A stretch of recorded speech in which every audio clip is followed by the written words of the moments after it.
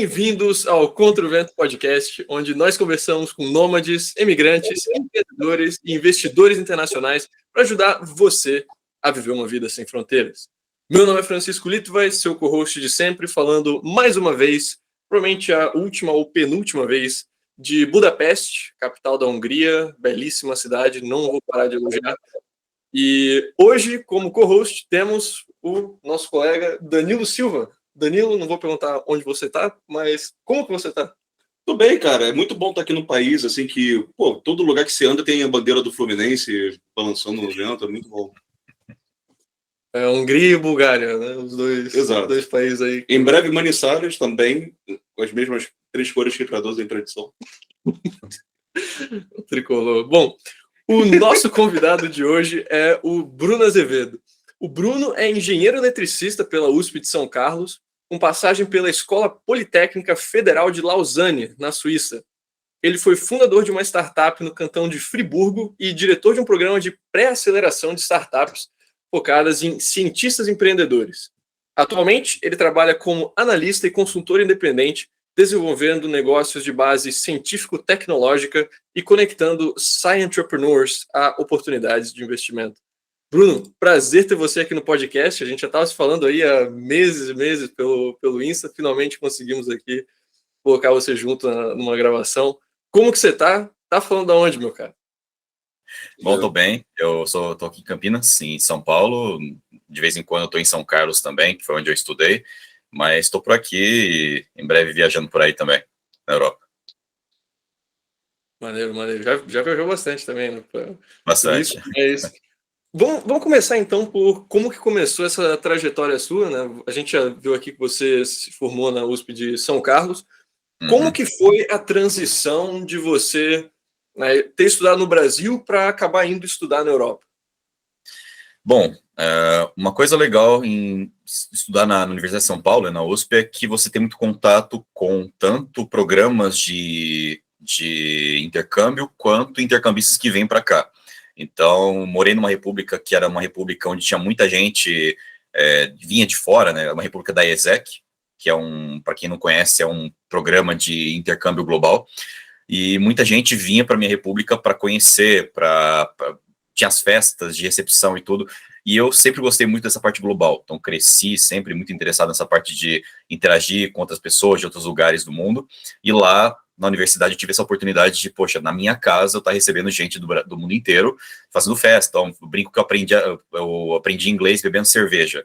E foi super legal, porque isso acabou criando uma rede internacional de, ajudar a pessoa que vinha para cá a conhecer a cidade, conhecer o país, indicar lugares para ir.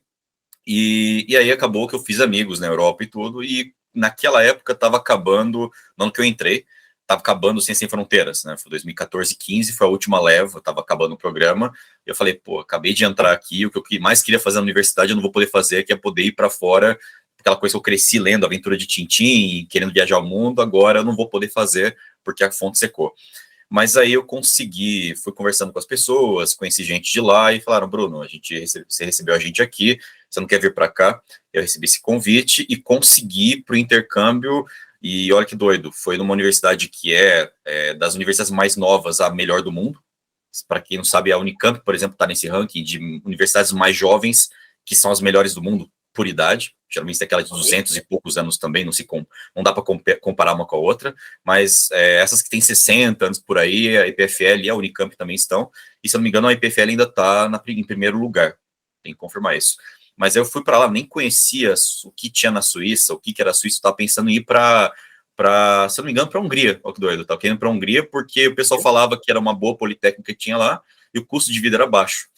E aí falaram, não, Bruno, vem para cá, vem para a Suíça, é um país que tem muita oportunidade e tudo, e eu acabei indo para lá e conhecendo o país. E nessa época, quando eu tentei aplicar para a Suíça, a USP tinha acabado não tinha renovado a parceria internacional com aquela universidade. E para você fazer intercâmbio, você precisa ter uma parceria ativa entre a sua universidade e a que você quer ir. Então, depois de muito mandar e-mail, reclamar, acabei conseguindo ir para lá, mesmo sem essa oportunidade, tô indo para lá numa universidade que não é parceira mais, e por isso eu não pude pedir bolsa, por isso que eu tive que me virar, trabalhar e fazer o que eu podia fazer para ter grana para me manter na Suíça, e é um país caro pra caramba, então se manter na Suíça sem bolsa é um negócio muito difícil, mas consegui, com apoio de amigos, pessoal lá da Suíça mesmo me ajudando, e consegui aproveitar essa oportunidade. Então, chegando lá, eu já tinha uma pesquisa que eu fazia na universidade. Que ano foi isso que você fez essa ida para... Sim, foi 2016. Eu peguei o ano que começava em setembro de 2016 até agosto de 2017. Entendi. E aí, naquele ano, em 2016, eu estava fazendo uma pesquisa na universidade. A USP estava com um programa de oficina de inovação, que era um programa para tentar criar essa raiz do que eu acabei fazendo depois, que era, poxa, você tem uma pesquisa na universidade, tem laboratórios que tem todo o equipamento que você precisa, mão de obra, etc. Tenta fazer isso virar um negócio, fazer um pitch, apresentar isso para... Não tinha investidor na época ali, mas era para banca, para pessoas ali no público. E eu acabei sendo, naquela época eu nem fui vencedor, acabei ficando em terceiro lugar no pitch final, mas ainda assim eu levei essa ideia para fora e aí eu consegui fazer aquilo virar uma empresa. Então, durante o meu intercâmbio na Suíça, eu cheguei aquela vontade de fazer várias matérias para validar logo e me formar mais rápido, percebi que não valia a pena você ficar seguindo o mesmo ritmo que você segue no Brasil, que a gente é muito pauleira no Brasil em estudo, pegar 30 créditos, 40 créditos, daí o pessoal não faz na Europa. Pega 20, se muito, tá bom já. Você vai ter que ter interação com outras pessoas, atividade extracurricular, então lá o pessoal é bem mais pé no chão em relação a isso na Europa. Mas eu fui para lá com essa vontade de fazer vários créditos, eu acabei largando eles no meio do caminho, mas aproveitei para aprender o francês, para conhecer o ecossistema, e foi aí que eu vi tanta oportunidade para empreender, do tipo, pitch para investidor, workshop gratuito, programas que eu participei, internacionais, você podia ir para outros países, tudo pago pelo pessoal lá do programa que estava organizando, para você conhecer outros mercados e tudo, que eu acabei entrando nessa, e aí, naquele ano mesmo, comecei, em 2017, na verdade, comecei a estruturar a startup como uma startup mesmo. Então, até 2021. Você saiu do Brasil, assim, quando você começou, você já tinha esse interesse de empreendedorismo científico? Ou foi algo que, chegando lá, vendo o tanto de oportunidades que tinha, que você começou a se voltar para esse ramo? Assim, já era algo que você tinha visão ainda no Brasil? Foi mais uma questão de necessidade, né? Porque como você não tinha bolsa, você tinha que se virar na Suíça e foi o jeito que você achou para sobreviver. Na verdade foi assim, quando eu cheguei lá, eu tinha vontade de ficar mais tempo lá, né? Então eu queria ficar mais tempo na Suíça, talvez fazer um master, né, lá pela diferença, né? A gente faz no Brasil 5 anos de bacharelado. E lá eles têm o sistema de Bolonha, que é 3+2. Então você tem o bacharelado 3 anos e você tem o master 2 anos. Então você sai do Brasil com o equivalente ao master, mas se você for para a Europa, muitas vezes eles vão pedir para você ter um master de lá, que é mais profissional. Enquanto o mestrado não é equivalente ao mestrado brasileiro. Então, enquanto no bachelor, no Brasil, bacharelado de 5 anos, você faz muita coisa teórica, no bachelor deles é teórico, mas é em 3 anos, e 2 anos assim, todo semestre tem uma atividade profissional. Então, tipo um TCC todo semestre, tento te empurrar mais para o mercado. Então, quando você vai trabalhar para uma empresa europeia, e eles querem que você tenha o sistema de Bolonha, porque você já não é europeu, eu não tenho cidadania, e você ainda por cima não tem um diploma que eles se conheçam como uma coisa validada mercadologicamente, você tem muita dificuldade para conseguir emprego lá. E foi bem o que eu tive. Eu cheguei lá, eu estava no meio da graduação, eles olhavam para o meu diploma e falavam, cara, você é muito... Eu tentava vagas de técnicas, né? Falavam, cara, você é técnico, mas você não tem tanta coisa assim, você não tem... Você sabe programar, você sabe tal coisa, mas você não tem o que a gente precisa para uma área mais técnica. Que os caras são muito exigentes em relação à parte técnica lá. Porque você tem muita gente boa na Europa querendo aquelas vagas. Tem indiano, tem chinês, tem os próprios europeus, então você tem muita gente boa competindo pelas vagas que tem ali. E quando eu ia para vagas de mercado, de business developer, de vendas, etc., eles olhavam para mim e falavam, cara, mas você fez engenharia, você trabalhar com essa área de vendas, business development, você tem que ter uma HEC, né, uma escola de negócio, de comércio. Então, eu estava naquele limbo, eu era técnico, mas eu tinha vontade de ir para a área de empreender, para a área de negócio, e eu não tinha um diploma que me respaldasse como pessoa da área de administração. Então, chegou lá, eu falei, cara, o que eu posso fazer aqui para poder ganhar experiência e aproveitar? E eu percebi que tem muita oportunidade para empreender, para programas de enhancement, né? Programas de aperfeiçoamento em empreendedorismo para cientistas, e que praticamente ninguém tenta. Assim, os suíços não tentam, porque o suíço pensa numa carreira estável. Ele quer trabalhar numa empresa, ele quer ganhar o salário dele. Você fala em empreender para o suíço, ele torce o nariz. Ele é bem parecido com o brasileiro em relação a isso. Ele não quer viver o American Dream, né? Ir para os Estados Unidos, empreender, quebrar a cara, quebrar a empresa. Não, ele quer um trabalho estável. O suíço quer isso.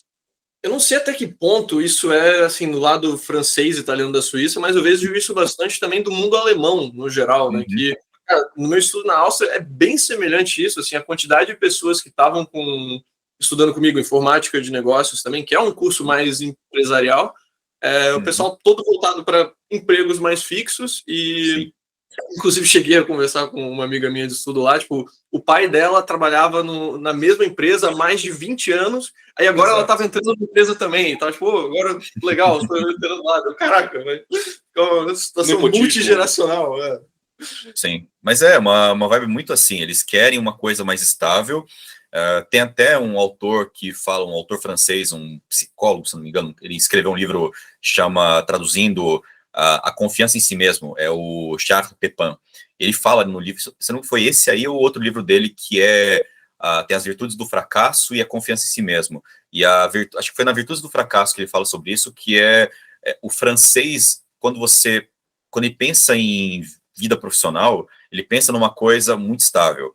Se você quebra uma empresa na França, você é humilhado, o pessoal quer te prender, até fala que, cara, que ridículo, quebrar uma empresa, eles não veem isso com bons olhos. Enquanto quando você quebra uma empresa nos Estados Unidos, você é meio que incentivado. Que bom que você quebrou uma empresa, a próxima vai dar certo. E tem inúmeros casos de gente assim, por exemplo, o próprio cara da WeWork, que inclusive teve uma série lançada agora recentemente sobre a startup, que valuation da startup, valor da empresa cai de 40 bilhões para 4 bilhões, e o cara acabou de captar investimento num outro negócio com um dos maiores fundos de investimento em startup dos Estados Unidos. Então, assim, se você está num lugar que você não é muito incentivado a empreender, a tendência é você realmente ir para coisas mais estáveis. Poxa, você estudou, é aquele pensamento, eu estudei a vida inteira, eu fiz bacharelado, eu fiz mestrado, eu vou empreender? Poxa, agora eu quero ganhar o meu. E lá na Europa, na Suíça especialmente, os países eu não sei, mas você tem a opção de você seguir carreira profissional ou você seguir carreira acadêmica. E quando eu falo profissional, é técnico. Então, na Suíça, você pode fazer um técnico e você já ganhar dinheiro, ganhar muito mais que um brasileiro, mas você nunca vai pisar numa universidade. Agora, se você quiser ir para a universidade, você vai ter que fazer um curso preparatório. Se você, do nada, falar, eu trabalhava como técnico, agora eu quero fazer faculdade. Você vai ter que voltar para o ensino médio, de certa forma, fazer um curso de aprimoramento para você poder tirar um diploma, de certa forma, para você aplicar para as universidades. Lá não tem vestibular na Suíça. Então, se você tiver esse diploma de eu agora posso entrar numa faculdade, você vai aplicar para as universidades, e aí você começa.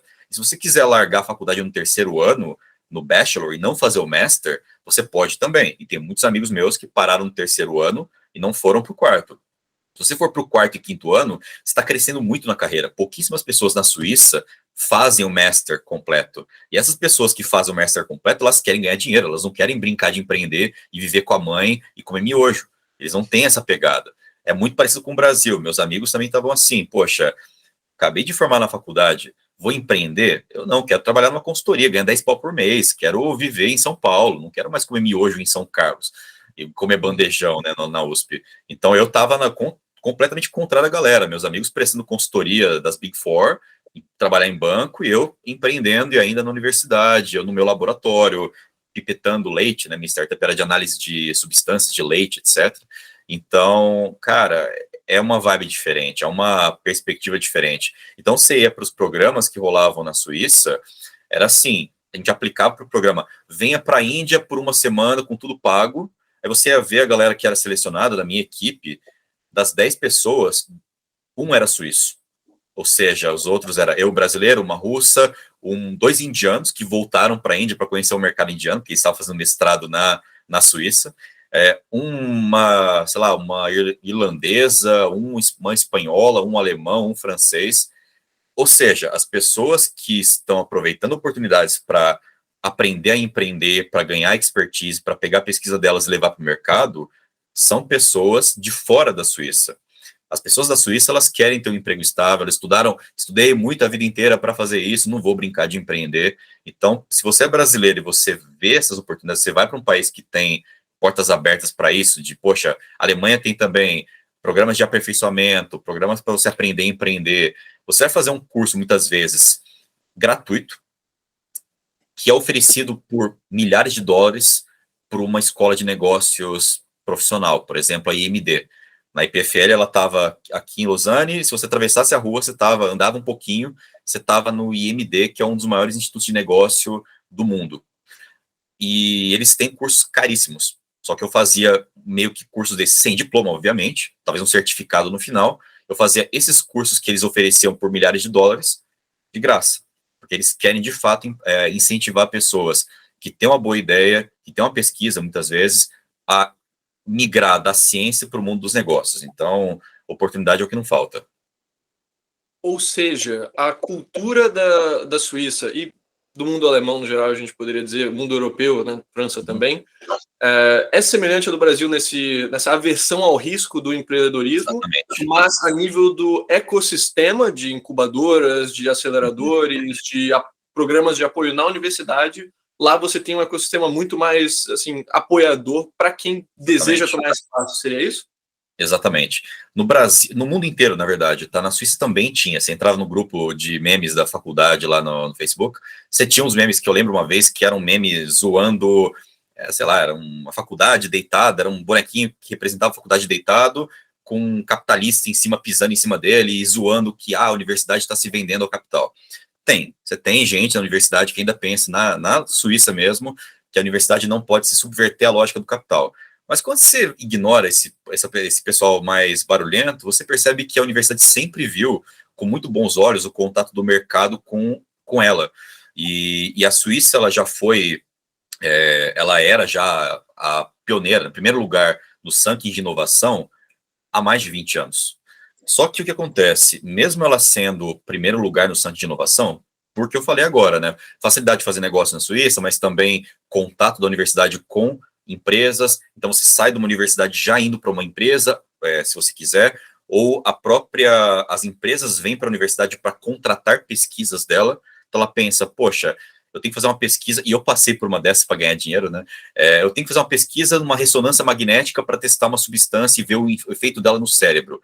Eu vou comprar um tomógrafo e colocar na minha empresa, na minha sede, vai custar milhões de dólares, ou eu vou contratar um serviço da universidade que já tem um tomógrafo para ela fazer isso para mim, eu pagar para ela, e ela usar esse dinheiro que eu paguei para ela para pagar bolsa, para pagar, custear outras coisas, fazer um caixa. Então essa é a lógica lá. O contato da universidade com as empresas é muito forte, porque é de lá que vem grande parte do capital. Você tem, obviamente, uma parte do capital que é público, que vem de impostos, mas você tem uma parcela muito grande de capital que vem de parceria com empresas. E eles veem isso com bons olhos, porque eles sabem que é dali que vem a fonte. Agora, o que aconteceu na Suíça nos últimos 20 anos foi uma percepção de que, olha, os pesquisadores suíços, eles querem pegar recurso público para ter bolsa, para poder se manter, mas eles não pensam em como eles podem retribuir para a sociedade. Eles simplesmente pensam que a pesquisa deles é muito importante e isso basta por si. Só que na hora que eles começaram a perceber que a conta não fechava, eles pensaram, e se a gente criar um programa para pegar parte desses cientistas aqui da Suíça, mandar eles para Boston, na Babson College, para aprender a empreender, para aprender como é que uma startup funciona, como é que uma pesquisa pode virar um negócio, e trazer eles de volta para cá depois de 1 ou 2 semanas. Será que isso vai impactar o ecossistema? Será que isso vai fazer o cientista, algum deles pelo menos, brilhar assim e falar, cara, pô, verdade, minha pesquisa pode virar uma empresa e tentar gerar emprego com isso? Quando você pensa em investimento em startup, é mais ou menos assim, o investidor vai lá e investe em 10 startups, uma cesta de startup, achando que 9 delas vão quebrar e uma delas vai dar certo. E aqui dá certo, vai pagar as 9 que quebraram. Então foi mais ou menos assim, pô, vamos mandar 10 cientistas para fora, porque se esse cara, essa menina, der certo, ele vai abrir uma empresa que vai contratar gente, que vai compensar os outros 9 que falaram, não é para mim.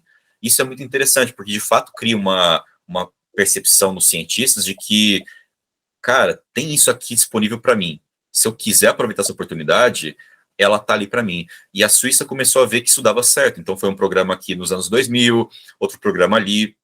E você começa a ver uma correlação, talvez, de que nos anos 2000, até os anos 2000, eu tive um professor brasileiro que foi estudar lá de São Carlos, que foi para Lausanne, ele falava que, olha, metade das pessoas que estão aqui são suíças, outra metade é intercambista, gente. Então ele tinha muito suíço ainda no doutorado, no pós-doutorado lá na Suíça. E o que acontece hoje em dia é que mais de 90% das pessoas que estão na pós-graduação na Suíça não são suíços.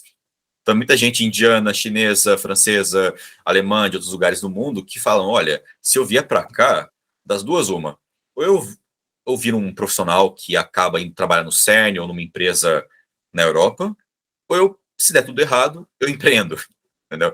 Porque daí o cara fala, olha, a menina fala, olha, eu consigo ter oportunidades aqui.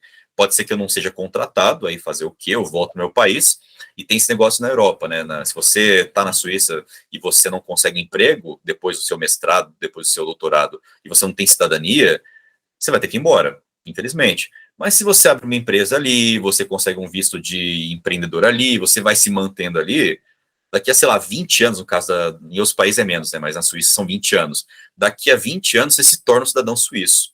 Então é aquele pensamento, olha, vou tentar fazer alguma coisa num lugar que tem oportunidades. Pode ser trabalhar numa empresa ou pode ser empreender. Mas aí isso acaba atraindo muita gente de fora. Então eu acho que sim, o ecossistema brasileiro ele ainda tem uma versão muito grande ao contato com a ciência, né? Ao contato com empresas, sempre aquela lógica de vão privatizar a universidade, e não é assim, até porque a universidade na Suíça é pública, você paga uma semestralidade que, cara, é nada. Para pessoas que são de programas de intercâmbio, pagam zero, eu paguei nada, e parte desse recurso que eles pagaram para mim um estudo lá por 2 semestres, vem muitas vezes de empresas, vem de contato com o mercado, vem talvez de iniciativa pública também, mas a ideia deles é atrair cada vez mais gente de fora do país para ir para lá, para aumentar a posição deles nos rankings internacionais. Então, poxa, eu vou pagar 500 francos para a pessoa, 500 euros para a pessoa por semestre, ela vai estudar de graça aqui para a gente, mas o nosso ranking de internacionalidade vai aumentar muito, porque agora todo mundo vem para cá e não vai para o MIT, não vai para Cambridge, não vai para Oxford. Então eu acho que essa lógica foi bem interessante, esse pensamento de que, poxa, as pessoas são nosso maior ativo, e eu acho que isso é uma coisa que a gente até tem no Brasil, a gente pensar que o cientista é um ativo muito importante, mas só pessoas, infelizmente, não faz uma grande universidade. O capital é muito importante, e quando o capital vem de empresas, vem de contato com o mercado, isso acaba tendo um valor muito grande, porque isso tem um retorno. Na lógica financeira da própria universidade, você não fica dependendo de o governo te dar a bolsa ou não, ou do governo ser um governo que é pró-universidade ou não. De fato, é uma coisa que se mantém e que se autossustenta. Então, eu acho que isso é uma coisa que ainda precisa se fortalecer no Brasil, mas em termos de ciência, de potencial científico, o Brasil não fica atrás de forma alguma aos europeus. A gente tem muito brasileiro indo para fora porque a gente é bom nisso. Só que falta, obviamente, certos incentivos que muitas vezes vêm da iniciativa privada. Eu gostaria de pontuar daí uma questão e também te fazer uma pergunta. A primeira questão das mensalidades na Europa, né? A não ser que você vai estudar no Reino Unido, que é realmente caro pra caramba, mas no geral, pela Europa toda, você tem essas mensalidades ou semestralidades que você tem que pagar, que são bem acessíveis, né? No caso, eu sempre menciono isso em relação à Áustria, né? Lá na universidade que eu estava estudando, 700 euros por semestre, se você não é europeu. Se você é europeu, nem precisa pagar. Mesma coisa, você olha assim, várias outras universidades pela Europa, é mais ou menos isso aí, às vezes um pouco mais, às vezes um pouco menos, mas assim, não é tão caro assim a universidade, claro, o custo de vida no país é outro ponto. Na Sorbonne, por exemplo, eram 500 euros por ano. Sorbonne, uma universidade bem renomada também. E eu queria, assim, a gente já conversou um pouco sobre isso na pré-chamada, mas eu queria que você mencionasse um pouco essa questão dos entraves no Brasil, só para quem não está ciente, acha que talvez, isso porque as empresas não querem ajudar, alguma coisa assim. Qual que é a parte regulatória assim, que barra no momento também essa questão de investimento privado em pesquisa no Brasil? Tem uma coisa que eu gostaria de pontuar disso, é uma história que eu conheço assim, da UFRJ, que tem muito caso assim de o cara se forma na universidade, ele quer doar dinheiro para, tipo, ganhei muito dinheiro com esse diploma, então eu quero devolver uma parte para a faculdade que tanto me ajudou. Teve uma história que eu escutei na FRJ de alguém que queria fazer uma doação para acho que era alguma faculdade de engenharia de lá, só que a reitoria da FRJ negou, disse que esse dinheiro tinha que ir primeiro para a reitoria, não podia ir direto para um curso, e aí a reitoria usa isso para fazer sarau, fazer, sabe, as coisas. Isso acaba afastando muita gente que quer fazer a situação, mas sabe que esse dinheiro não vai para onde eles querem que, sabe, vai ser bem aproveitado. Exato. Acho que são 3 pontos aí que eu queria colocar. O primeiro foi sobre a mensalidade, a semestralidade. Se você pega, acho que aumentou, não sei quanto que está agora, mas você pega 500 francos. A hora de trabalho, e você não consegue nada menos do que isso, vai de 20 a 24 francos a hora na Suíça, um trabalho de estudante. Então, um trabalho mal remunerado são 24 francos a hora. Se você pega e divide 500 por 24, dá 20. Dá 20 horas trabalhando. Você pode, pela lei suíça, trabalhar 15 horas semanais como estudante. Ou seja, em uma semana e meia você paga trabalhando, sei lá, andando com um cachorro, no McDonald's, sendo assistente de professor, que tem muito isso, né? Você pode ser assistente do professor. Você é bom em matemática, bom em cálculo, o professor vai lá e fala, ó, vem me ajudar, a gente tem 3 aulas, toda a matéria era assim na Suíça. Você tinha, em Bolonha, eu imagino que é assim, né, no formato de Bolonha. Você tem 3 aulas, 3 créditos de aula, 2 é a aula do professor, e uma ele nem vai para a aula, deixa o monitor dele fazendo exercício na lousa. Então você ganha para ficar nessa. Isso é bom porque, imagina, aqui no Brasil, se são 3 horas de aula, são 3 horas de aula, com o professor lá escrevendo 3 horas seguidas. Lá não, era 2 horas de aula. Inclusive, eles têm um intervalinho, uma coisa muito legal. Tem um intervalinho para beber água no meio de uma aula para outra. 50 minutos, intervalo de 10 minutos, 5 minutos, outra aula. Aqui no Brasil, você fica 4 horas de aula. O professor, se ele for muito bonzinho, te dá um intervalo ali de 5 minutos para beber água. Todo mundo vai no mesmo tempo, né? Agora lá não, você tinha 2 horas de aula e esse intervalo ali, e essa terceira aula que eu falei agora, que o professor coloca um assistente dele, e esse assistente ganha 24 francos a hora. Então já dá para se manter ali, daqui a pouquíssimas horas por semana você consegue pagar a sua semestralidade. Então, assim, é muito tranquilo, não é uma mensalidade muito cara. Agora, outro ponto que você falou de escolher para que vai doar, eu acho bem interessante isso, que lá fora você tem essa liberdade. Poxa, é o endowment que a gente chama. É o aluno, que é ex-aluno, por exemplo, formado, ele fala, quero doar para, sei lá, perdi minha mãe para câncer, quero doar para pesquisas para câncer. E no Brasil você não pode fazer isso ainda. Você não pode chegar lá, não, quero doar para essa pesquisa aqui porque minha mãe morreu de câncer, eu estou preocupado com essa causa. Não, você tem que doar para a universidade. Você não pode doar para a pesquisa. Inclusive, uma coisa que eu usei muito como argumento, eu não falei aqui ainda, mas eu fiz parte do núcleo de empreendedorismo da USP São Carlos, fui diretor de pré-aceleração de startups ali, e a ideia era acelerar startups de base científica, pegar o doutor, a mestranda, e eles fazerem um curso com a qualidade suíça, a qualidade que eu aprendi lá na Europa, só que aqui no Brasil gratuitamente, para eles poderem pensar como é que eu tiro minha pesquisa do laboratório e levo para o mercado. E muitas vezes, quando eu falava com investidores, para trazer eles para assistir as lives, acompanhar, ter esse contato com o cientista, que é uma coisa boa para os dois lados, né? Um dos argumentos que eu usava era esse: poxa, você não pode doar para uma pesquisa específica no Brasil, mas você pode investir em uma startup baseada numa pesquisa específica no Brasil. Então, se você tem uma startup que isso a gente tem, sabe? Em Ribeirão Preto, por exemplo, tem uma startup que está criando uma técnica mais rápida e mais precisa para detectar tipos de câncer. Então, se tem um tipo de câncer ali, o método deles para detectar o câncer é muito melhor do que outros que tem no mercado. Se você vai lá e investe nessa startup desse cara de Ribeirão Preto, que está lá com uma pesquisa, fez biotecnologia, não lembro o que ele fez agora, mas se investe nessa startup, você está criando um bypass, está criando uma ponte ali para evitar a burocracia da universidade. Então, você não vai investir em sarau, em outras coisas aleatórias, você vai investir na pesquisa para ajudar outras pessoas que têm câncer a ter uma vida melhor. E você ainda ganha com isso, né? Porque se a startup der certo, você tem uma participação nos ganhos ali, no cap table deles. Então, na hora que a startup for vendida, ou for para uma próxima rodada de investimento, você ganha, sei lá, você investiu 1 milhão de reais, você vai ganhar 1,5 milhão, 2 ali, dependendo da rodada que você participou. Então, isso é muito legal. Então, isso é uma coisa que a gente pode fazer, de fato, encontrar no investimento em startup de base científica uma ponte para essa burocracia de eu não posso investir, eu não posso doar para aquilo que eu quero, certo? E a terceira parte que vocês falaram agora, foi do que o Francisco falou, foi da parte de entraves burocráticos. Isso é uma coisa que eu conversei com o Francisco na semana passada, a gente estava se preparando para esse podcast, que é a questão de que você tem burocracias na universidade brasileira que são bem complicadas, que ninguém sabe, até a hora que você tenta empreender. Eu, como comecei a entrar nessa área de inovação, hoje eu sou consultor de inovação, analista de inovação e consultor, você acaba vendo que, olha, eu queria fazer isso, a lei não permite. Porque aqui no Brasil a gente tem um problema de você sendo professor ou você sendo aluno que ganha bolsa, você está no estatuto do funcionário público, tá? E isso é muito complicado porque você vai ter o medo de sempre alguém tentar levar vantagem. O medo da pessoa, teve um professor brasileiro que acabou levando parte da pesquisa para os Estados Unidos, levou lagarto, não lembro o que foi mesmo, mas levou parte da pesquisa dele para fora, porque sim, isso foi uma polêmica enorme de qual é o limite da liberdade do professor, o que é dele e o que é público.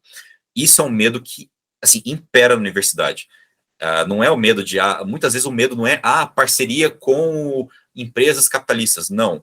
Existem pessoas preocupadas com isso? Tem. Mas o maior medo de qualquer pessoa, de, sei lá, a FAPESP, que é a agência de fomento aqui de pesquisa em São Paulo, o medo é alguém fazer alguma coisa errada, alguém tentar levar vantagem e isso virar um escândalo. Então, toda a preocupação que existe, muitas vezes, na universidade pública é de, será que a gente consegue evitar problemas, evitar gente levando vantagem indevida?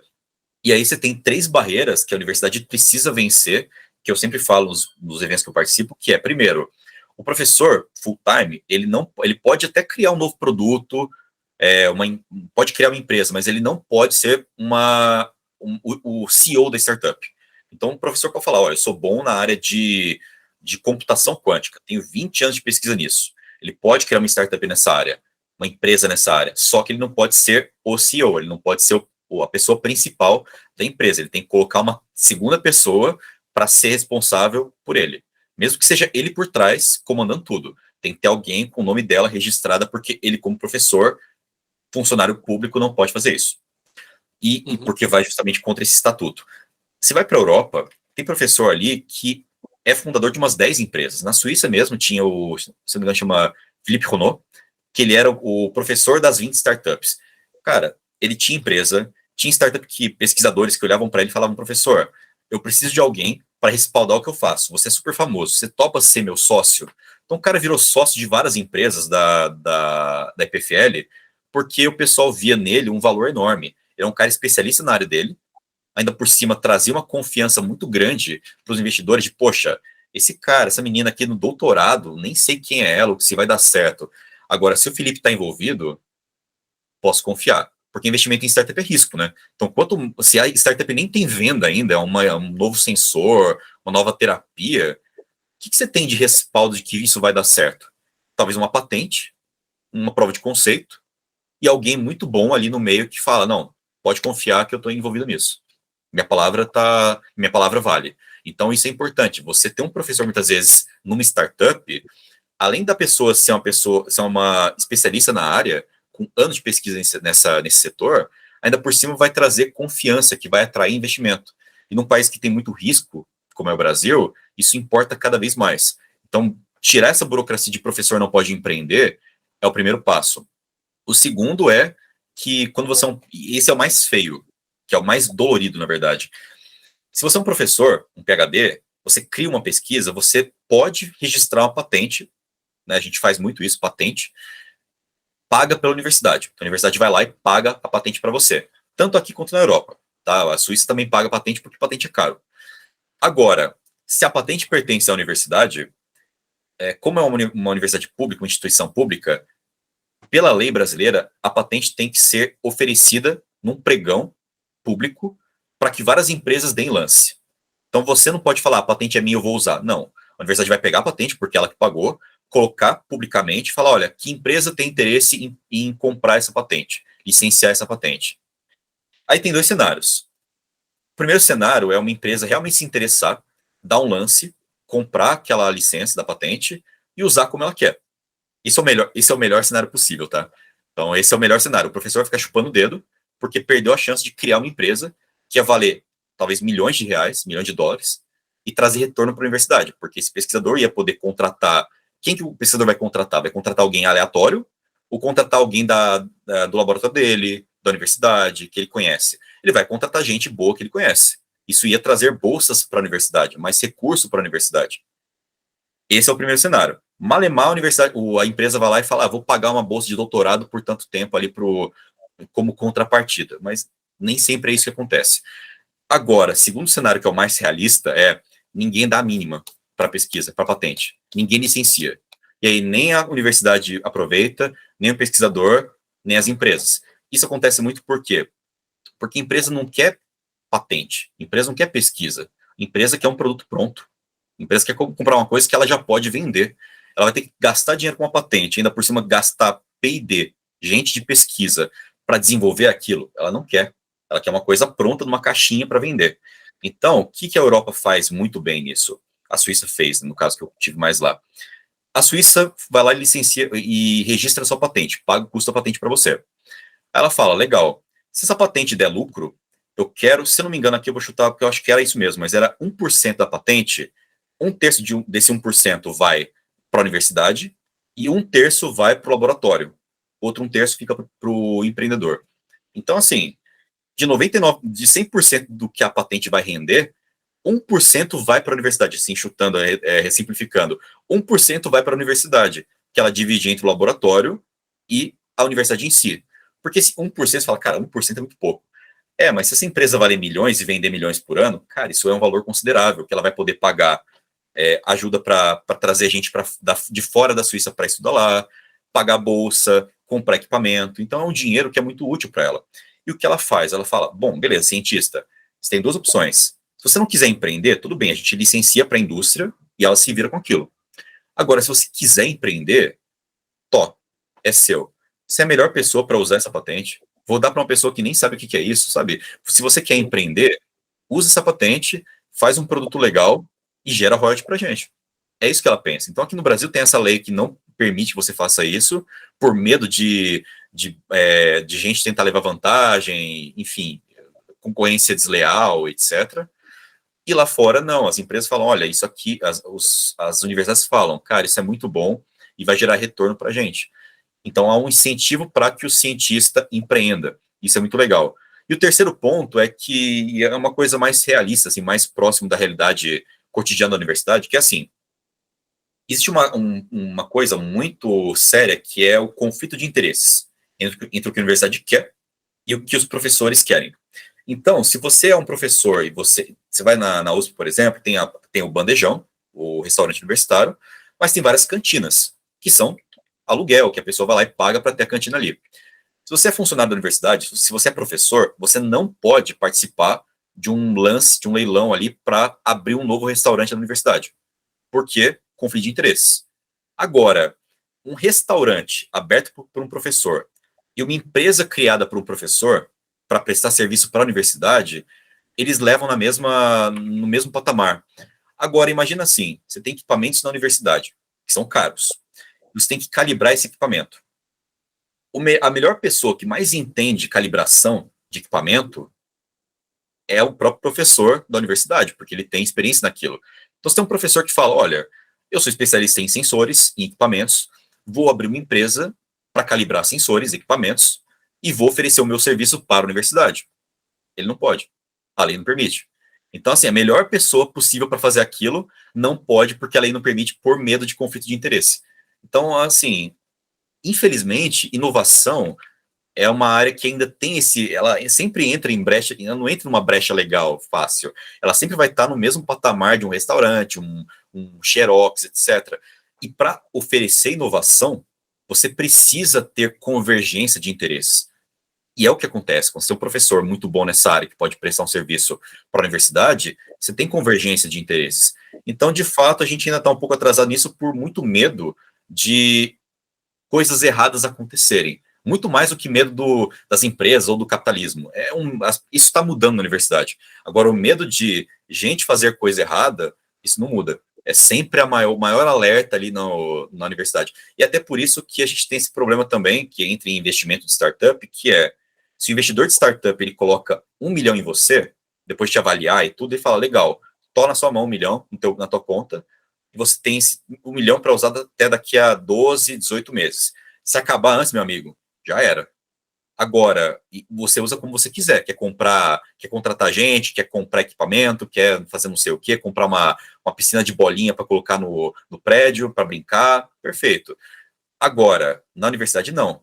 Para você fazer qualquer coisa de pesquisa, ter insumo, material, você tem que ir lá, mandar fazer uma pesquisa de orçamento, mandar 3 orçamentos para o órgão de fomento, no caso São Paulo, a FAPESP, eles vão avaliar os 3 orçamentos e ver qual que você pode comprar. Porque se ele perceber que você está tentando comprar uma coisa mais cara, ou levar vantagem, ou superfaturar alguma coisa, eles vão te cortar. Eles são bem sérios nisso. Então, é essa lógica. Se você está num lugar que é tão difícil você conseguir até dinheiro para bolsa, já é difícil. Mas para você poder fazer pesquisa, você tem que ficar brigando com a burocracia, manda orçamento, devolvem, tem que pesquisar de novo, devolvem. Muitas vezes é só uma empresa X em tal lugar do mundo que tem aquele sensor. E você não consegue a nota fiscal para comprovar que você comprou. Já deu problema. Entendeu? Então, isso é uma coisa que a gente tem que ser um pouco mais realista e começar a olhar de uma forma diferente. Talvez isso faça o Brasil impulsionar em termos de inovação, se a gente conseguir vencer esse medo de alguém tentar burlar alguma lei ou levar vantagem em alguma coisa. A gente está falando bastante assim de universidade pública, né? Tem muitas legislações que não se aplicam às privadas. Claro, o grosso da pesquisa científica e desenvolvimento no Brasil é a universidade pública, mas a gente não pode ignorar... Mais de 90%, inclusive. Né? E eu não sou nenhum especialista nisso, obviamente você sabe muito mais desses assuntos do que eu, mas poderia fazer uma comparação assim, com as universidades privadas, que até onde eu entendo não tem essa restrição. Tem umas patentes que eram desenvolvidas, por exemplo, na PUC-Rio, quando estudei lá. Sim. Não vou dar muitos detalhes aqui para não... Né? Vai que eles estão fazendo... não quero falar ninguém aqui, mas... Assim, basicamente, são 3 principais pontos, né, de dificuldade. Desses 3, os 3 se aplicam também para a universidade privada, ou seria, assim, sei lá, um deles sim e outro deles não? O terceiro, que é de prestar serviço, imagino que não, porque, a não ser que a universidade tenha alguma lei específica em relação a isso, porque não é funcionário público, né? Então, professor também na primeira questão, também não, porque, enfim, não é um professor de regime que chama RD e DP, né? Regime permanente. Ele é um professor que se dedica integralmente ao que ele faz.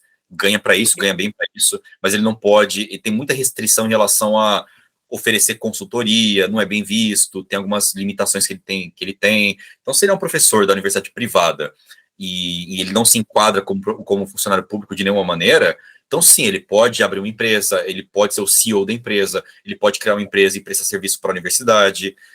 Se a universidade permite pagar a patente dele e falar, não, você pode empreender aqui, libera também. O que sempre tem que tomar cuidado é em relação ao fomento. Se você pegou bolsa da FAPESP, eu falo FAPESP porque isso é uma tristeza, né? Porque São Paulo tem muito recurso para pesquisa. Então, se você está em São Paulo, conseguiu o que a gente chama de PIP, que é um tipo de recurso que você faz um edital, que você vai lá e manda a sua pesquisa, fala, olha, eu quero dinheiro para fazer uma pesquisa de tal coisa, validar mercado, etc.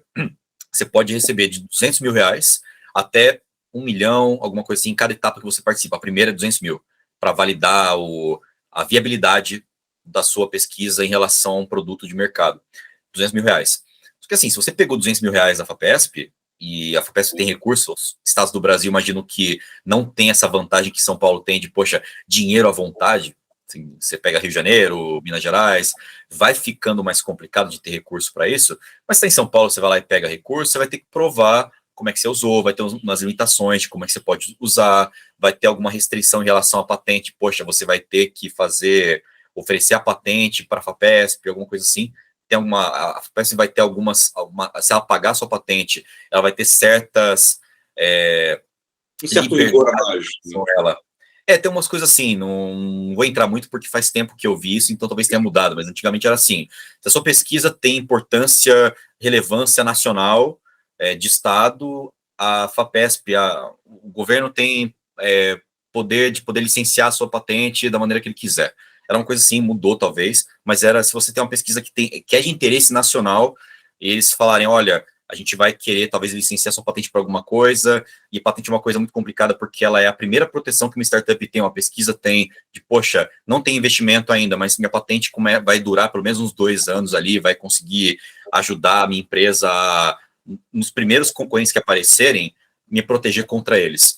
É a lógica da patente para investidores, tá? Então, vai ser complicado porque o governo, se quiser quebrar sua patente, ele quebra. E para quem é cientista e depende da patente para o investidor olhar e falar, olha, eu não sei se isso vai ter mercado, mas já vi que funciona tecnicamente e está protegido contra a concorrência global por tanto tempo. Então, é o que a gente chama de barreira de entrada. Me protege um pouquinho o meu investimento. Se eles quebram sua patente porque é de interesse nacional, isso é um problema. Mas, tirando isso, se você não está dependendo de recurso público, que muita gente precisa, mesmo na universidade privada, não tem medo nenhum. Acho que as universidades, depende da sua universidade, mas as universidades privadas brasileiras, imagino que elas estão um pouco mais flexíveis em relação a isso do que a lei de funcionário público, que é, de fato, mais rígida. Sim, com certeza. Legal, legal. E assim, você mencionou o estado de São Paulo, né, como o estado que tem mais fundos para pesquisa dentro do Brasil, e na Suíça a gente também tem um sistema federativo, né, um sistema descentralizado entre os diferentes cantões da Suíça. E até a sua introdução no podcast, né, a gente viu que você estudou em Lausanne, mas você abriu a sua empresa em Friburgo. Teve alguma razão específica de ter escolhido Friburgo, de, não sei lá, os impostos melhores, ou tem mais fundos para pesquisa? Como é que foi essa decisão? Boa pergunta. Eu achei legal você perguntar porque eu estava vendo ontem nos debates ali, no debate não, mas nas campanhas eleitorais ali, o Haddad falando contra guerra fiscal. E guerra fiscal é a coisa mais forte que a Suíça tem e não é uma desvantagem de forma alguma. Então, enquanto a gente vê no Brasil políticos criticando a guerra fiscal, e eu via no pré-vestibular a galera reclamando de guerra fiscal, a Suíça vive em guerra fiscal. E é isso que mantém os cantões cada vez mais competitivos. Eu morei em Friburgo, né, uma família suíça, eu morei com eles lá, mas estudava em Lausanne. E o que acontece muito é que Lausanne tem a EPFL, que é a Politécnica Federal de Lausanne, e tem a ITH, que é a Politécnica de Zurique. As duas são polos de pesquisa e desenvolvimento, de atrair empresas, atrair capital. São muito fortes. Os outros cantões, eles não têm uma universidade tão grande assim para oferecer. Então, o que eles podem oferecer? Vantagens. No caso, quando eu estava no Brasil, quando eu voltei para o Brasil, eu procurei a Câmara Suíça no Brasil, que eles têm isso, né? Eles têm tanto um braço para mandar suíços para outros países, Brasil, Índia, Japão, Estados Unidos, que eles perceberam que a Suíça é um país muito pequeno, no meio do nada, que não tem saída para o mar, então eles têm que buscar mercado externo. Desde o começo, desde a época da Segunda Guerra, eles perceberam isso, né? Depois do fim da Segunda Guerra. E o que eles fizeram? Começaram a criar escritórios fora da Suíça para falar, bom, se é um pesquisador na Suíça, você quer conhecer o mercado brasileiro? Vamos lá, a gente manda por uma semana para lá para conversar com o investidor, conversar com o mercado, ver se tem alguma coisa boa para você ali, e aí você volta para a Suíça e aproveita os contatos que você fez. Inclusive, o programa que eu participei na Índia foi assim, a gente foi para esse escritório deles que era no consulado suíço em Bangalore, na Índia. Agora, também tem um braço que manda pessoas de outros países para a Suíça. Se tem uma empresa legal que você quer trazer para cá, manda que chama de prospecto de investimento. Você manda o que a sua pesquisa faz, o que a sua empresa faz, manda essa carta e escolhe os cantões que você quer mandar. Pode mandar até para os 26 cantões da Suíça. Eles vão ler e falar, Bruno, gostei da tua pesquisa, vem para cá. E eu acho que pelo menos 10 cantões me responderam, oferecendo vantagens. Você vem para cá e não paga nada para ficar no nosso coworking por um ano. Tem outra coisa aqui, cada cantão oferecia vantagens para eu ir para lá. E um deles, que foi de Friburgo, falou, olha, você morou aqui, a gente está com um programa para tentar atrair empresas na área de agro para cá. Porque a empresa de fora da Suíça, né? Porque Friburgo é um cantão muito conhecido por chocolate, leite, o queijo Gruyère é de Friburgo. Então, assim, cara, Friburgo é muito forte. A primeira fábrica de chocolate do mundo foi a Caillé. E a Caillé, ela é da Nestlé hoje em dia. A Nestlé comprou a Caillé, mas ela é mais velha que a Nestlé. Então, o chocolate mais velho do mundo, tem mais de 200 anos de história, tá lá. Então, assim, a gente é bom em chocolate, queijo, leite. Vamos tentar atrair para cá empresas na área de food tech, que eles chamam, tecnologia alimentar. AgTech, que é empresas de tecnologia na área de agro, e food tech, que é na área de alimentação. Você tinha uma pesquisa de, sei lá, alimentos mais nutritivos, maneiras melhores de aproveitar alimentos. No caso meu, era um sensor de baixo custo para analisar o leite das vacas, para saber se elas estavam saudáveis ou não com base no leite. Então, em vez de você mandar para um laboratório, esperar semanas, dias pelo resultado, você colocava o sensor na teteira que puxava o leite da vaca e ele já analisava a qualidade do leite ali, já mandava para a nuvem, já te dava o resultado no celular. Então, poxa, se tem uma coisa legal como essa aqui, para a gente é interessante. O que a gente pode oferecer de contrapartida para você vir para cá e não ir para Zurique, que é onde tem mais investidor, tem, sei lá, mais estrutura, etc., tem mais universidade. A gente pode oferecer, no meu caso, 30 mil francos como ajuda de custo para você vir para cá. O que mais? Coworking por 2 anos e contato com todo tipo de empresa que você precisar. Você precisa de, sei lá, ajuda para fazer algum tipo de calibragem, tem aqui. Você precisa de ajuda para fazer o sensor, tem aqui também. Então, a vantagem que eles me deram foram coisas que a Lausanne não vai oferecer. O cantão de Vaud, que é onde fica a Lausanne, porque já tem muita empresa ali, todo mundo quer ir para lá. Zurique também. Agora, o cantão de Friburgo, que está ali no meio termo, cantões menores ainda, como Argau, Uri e outros cantões que me chamaram para ir para lá, poxa, eles querem você ali, porque ninguém quer ir para lá, todo mundo quer ir para Zurique.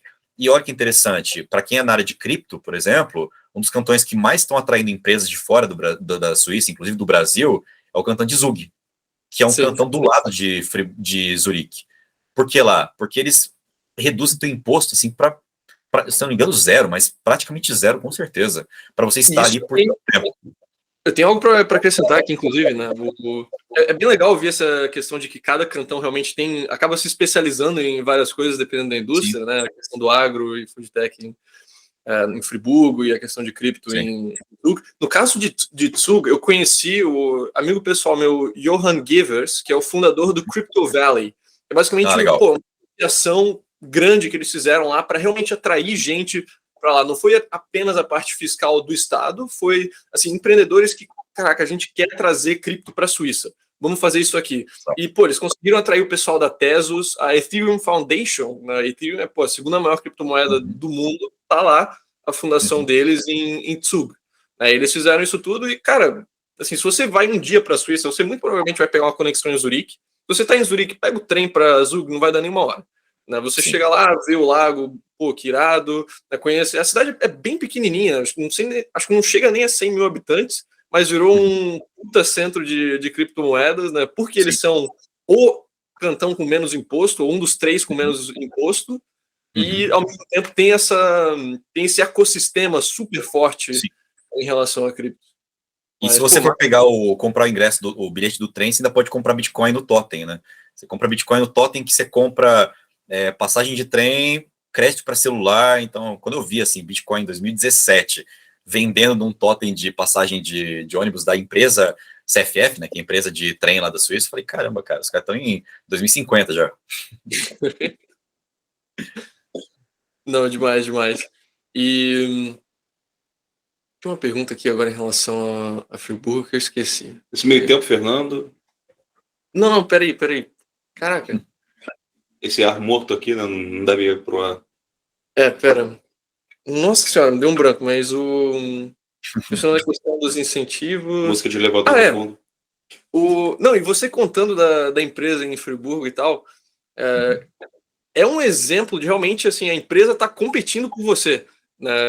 Acho que é um exemplo daquilo de vá onde trata melhor. Exato, ali a empresa está ativamente buscando diferentes formas de te atrair. Não é empresa, o cantão, né? Isso, o cantão. Pode atrair a empresa. Né? Então essa competição é muito massa e é legal ver esses países que são mais descentralizados, como a Suíça, como o próprio Estados Unidos. Né? Você viu um monte dessa guerra fiscal aí também de Flórida e Texas, agora tem uma porrada de empresa. É por conta disso também, né? Não apenas, mas em grande parte por conta disso. E, assim, a gente falou bastante de Suíça, a gente falou bastante de Brasil, mas pelos investidores, pesquisadores, colegas de estudo e tudo mais que você conheceu no seu período na Suíça, quais outros países, assim, você vê que se destacam no ramo de empreendedorismo científico e que combinam bem essa questão de estudos e startup juntos? Bom, eu tive num programa que eu participei da Eurotech, Eurotech Alliance, University Alliance, uma coisa assim, que era uma parceria na época eram 4 universidades, que era a EPFL em Lausanne, onde eu estava, a DTU na Dinamarca, a TUM em Munique, na Alemanha, e a TUE em Eindhoven, na Holanda. Então, as 4 eram universidades muito fortes na área de pesquisa e também de startups, cada uma com um ecossistema mais desenvolvido que o outro. A Holanda, por exemplo, Eindhoven, estava se desenvolvendo, estava começando a se desenvolver um pouco mais, mas você olha, por exemplo, para a Holanda, do lado da universidade, você tem a NXP, que é não sei se é subsidiária, unidade de negócios da Philips, na área de microprocessadores e chips. Então, a NXP, que é uma unidade da Philips, que produz chips, microcontroladores, etc., parte eletrônica, hardware, ela está do lado da universidade. Então, se você estuda na área de eletrônica, você vai conseguir um emprego legal ali, se você quiser trabalhar com isso, ou você pode criar uma startup nessa área, buscar parcerias com a Philips e outras empresas nessa área. Estava nascendo o ecossistema ainda, mas já tinha ali um respaldo, né? Você tem já empresas na área de hardware muito fortes ali. E um adendo que o primeiro carro solar que foi divulgado faz uns 2 ou 3 anos, 4 anos, na verdade, eu conheci ali, nascendo ali, foi um carro criado pelo pessoal de competição universitária de carro solar, carro elétrico, na verdade. Então, tinha uma competição de carro elétrico, solar ali, e eles colocavam um capô no carro elétrico, carro solar, para pegar a energia do sol e tal, para andar. E os caras falaram, pô, legal, ganhar prêmio é bacana, mas e se a gente fizesse um carro profissional, um carro comercial, para vender que ele se carregasse enquanto anda? Foi o Lightyear, que nasceu em Eindhoven. Então, eu conheci os caras que estavam fundando, inclusive um deles estava no programa junto comigo, representando a Holanda, né, a TUE. Então, os caras estavam pensando, pô, tem uma pesquisa, um trabalho de universidade que geralmente a gente faz para ou ganhar crédito, ou colocar no currículo, para tentar um emprego de verdade, né? Os caras estavam pensando, cara, e se eu fizer isso aqui virar uma empresa, uma startup? E fizeram, um carro que se carrega enquanto anda com energia solar. Pô, é muito foda. Imagina no Brasil uma coisa dessa. Holanda praticamente não tem sol. Você tá no Brasil que tem sol pra cacete. Então, pô, podia ser a gente, né? Que a gente brinca. Mas aí é um lugar muito bom para isso. Holanda também é um lugar que tá com o ecossistema nascendo muito, muito legal. Dinamarca está ficando muito forte, até porque Dinamarca tem muita pesquisa, empresas na área de eletrônica fina, então os caras são muito bons também. Holanda não, Alemanha também, Eindhoven, eu conheci Munique, na verdade, que é um lugar muito forte, mas tem outros lugares também na Alemanha que são muito bons para você tirar a sua pesquisa do laboratório e levar para o mercado. Eles têm uma estrutura muito forte. Imagino que, assim, comparativamente com a Suíça, está muito parecido.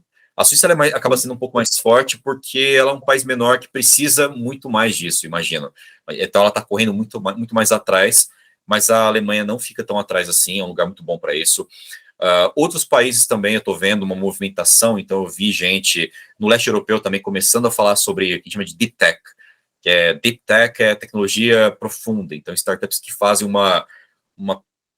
eles querem melhorar a rebimboca da parafuseta. Como é que eu posso melhorar um processo de químico sem usar tanto componente, tanto insumo, e eu licencio isso, ou crio uma patente em cima disso e crio uma empresa que uma outra empresa vai comprar, que é negócio B2B, né, de empresa para empresa.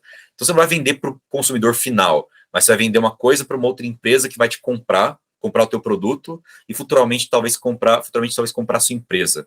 Então isso é legal. Então o leste europeu está começando a se movimentar em relação a isso, mas a Europa Central ainda é muito forte, os Estados Unidos é muito forte também, então se você está nos Estados Unidos é um lugar que inclusive eu gosto de falar que pouca gente sabe, mas o Vale do Silício nasceu não por causa a gente sempre fala de Apple, Google, Facebook, mas a origem, a gênese do Vale do Silício foi pesquisa, foi o transistor. Então tinha o Shockley, que foi inclusive ganhou o prêmio Nobel quando estava na Califórnia, se não me engano. Ele estava na costa leste, trabalhando naquela vibe que a gente falou agora. Você quer trabalhar na mesma empresa por a vida inteira. Ele saiu da costa leste, onde ele ganhava bem, trabalhava numa empresa dos anos 60, 50, por aí. Falou, cara, eu vou fazer diferente, eu vou sair de onde eu tô, da minha empresa, e vou para a costa oeste abrir uma empresa. Vou trabalhar, criar minha própria empresa num lugar que não tinha nada. Era uma fazenda de framboesa, que era um vale ali, não era ainda o Vale do Silício. E aí ele criou a primeira empresa, que foi a Shockley Semicondutores, contratou umas 10 pessoas ali, oito pessoas, na verdade, que foram cientistas brilhantes também, inclusive um suíço, bem legal isso, e colocou para trabalhar com ele. E aí, depois, por ele ser um cara muito snob, muito... se achava muito porque, eu sou Nobel, sou pesquisador, ele acabou afugentando o pessoal que trabalhava com ele, que foram... Depois traíram ele, né? Traíram ele e fundaram a própria empresa, que foi a Fairchild Semicondutores. E a partir da Fairchild começaram a criar a IBM, o primeiro, a IBM não, a Intel, outras empresas também. Inclusive, a Intel foi um dos fundadores da Intel, que foi um desses caras que era parceiro, inclusive o favorito do Shockley, que era o Bob Noyce. Depois ele foi o primeiro mentor do Steve Jobs. O Jobs falou, cara, eu preciso de você aqui comigo. E chamou o Bob Noyce para ser mentor dele. Então, assim, as startups nasceram não por causa de software, de computador, nasceram por causa de ciência, de você pegar um transistor, pegar toda a ciência de semicondutores e fazer os transistores, depois criar uma indústria enorme, que depois o Japão aproveitou também, e o Japão é um lugar muito bom para isso também, se você está na área de hardware, o Japão é muito forte. Eu não sei muito bem como é que está o ecossistema deles para, por exemplo, financiar você para oferecer cursos ou oferecer viagens, eu não sei disso, mas que é um lugar muito bom para você pegar uma pesquisa e levar para o mercado, isso com certeza é. Pela facilidade de negócio ali, pelo interesse que o Japão tem em cada vez estar mais avançado, mas ainda é um lugar que está se fortalecendo. Algumas empresas como a Panasonic estão criando os primeiros fundos de venture capital, para startups de base científica agora.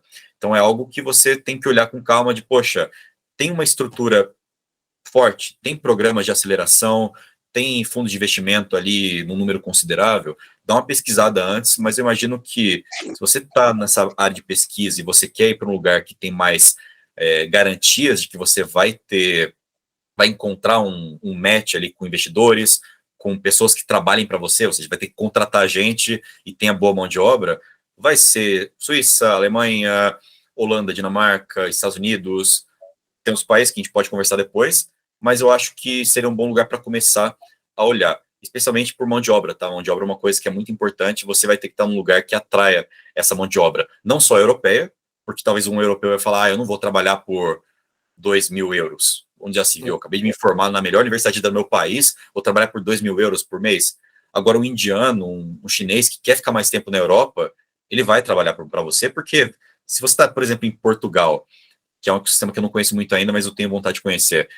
Se estiver em Portugal ali trabalhando para uma empresa que está em Portugal, você ficar 5 anos ali, meu amigo, parabéns, você acabou de virar europeu. Então, acho que isso é legal. Atrai muita gente que fala, cara, eu vou trabalhar por 5 anos ganhando menos, mas aí eu pego meu passaporte europeu e vou trabalhar no que eu quiser depois. Então, acho que isso é uma coisa interessante. Pense em onde que você vai atrair mais mão de obra. E venture capital também, investidores que tenham esse interesse no que você faz. Sim, já pensando aí, juntando com a teoria das bandeiras aqui, de ter um Exatamente. Gostaria de complementar. Quem tiver interesse em saber sobre intercâmbio para o Japão, confere o episódio que a gente fez com o Igor Coelho, ele fez intercâmbio, estudou, trabalhou, casou com uma japonesa, o pacote completo. Esse episódio, né? Foi tipo, sei lá, 4, 5. Por aí. E logo depois também teve o da Juliana Fragato, brasileira também, que foi estudar na Alemanha, e trabalhou também, então pode contar daquele ângulo. A Alemanha, quando a gente fala em startup, o pessoal pensa imediatamente em Berlim, mas Munique também tem uma universidade fortíssima na TUM, da TUM, que também franqueou, basicamente, né, para vários países. Agora tu tem TUM em vários lugares além de Munique, viraram uma franquia de universidades internacional. E que mais? Em relação à própria Suíça também, a gente mencionou aí algumas indústrias fortes e tal. Acho que faltou mencionar a questão de fintech, né, que também é muito forte, não só fintech relacionada a cripto, mas fintech tradicional, né, em Zurique, especialmente, nessa indústria financeira, é muito forte também. Então acho que a gente acabou já cobrindo vários ramos diferentes. Acho que tem 2 pontos ali que a gente conversou da última vez, que são legal ressaltar, que se você está em agro, tecnologias para agroalimentação, o Brasil é muito forte em agro, o Brasil é muito forte em pesquisas para agro, e é uma coisa que o mundo inteiro está olhando. Então, a Suíça tem muito interesse, como eu falei agora, do cantão de Friburgo, mas outros lugares também. O próprio cantão de Vaud agora criou um instituto, chama Food Valley, ou seja, um vale de alimentação ali em Vaud. Ou seja, Friburgo está criando o espaço de inovação em alimentação dele, Vaud também está criando, então eles estão ali competindo nessas áreas. É uma área muito forte, se você tem pesquisa em agro é um lugar bom, é uma área boa que atrai muita gente de fora. A Suíça ainda não investe muito em agro, tá? Ainda está começando a olhar para isso com mais calma, mas isso é bom, porque tem pouca concorrência ainda. Você vai trabalhar com semicondutores, microcontroladores. Cara, todo mundo faz isso na Suíça. Todo mundo faz semicondutor, faz outra coisa, faz uma coisa que o pessoal não está fazendo ainda. E uma outra área que eu acho bem interessante, que até entra no outro país que eu não falei agora para você, que o pessoal pode ir, mais para buscar investimento mesmo, mas saúde. O Brasil é um país, apesar de todas as limitações que o Brasil tem, a infraestrutura de saúde brasileira é muito forte quando você compara com outros países emergentes.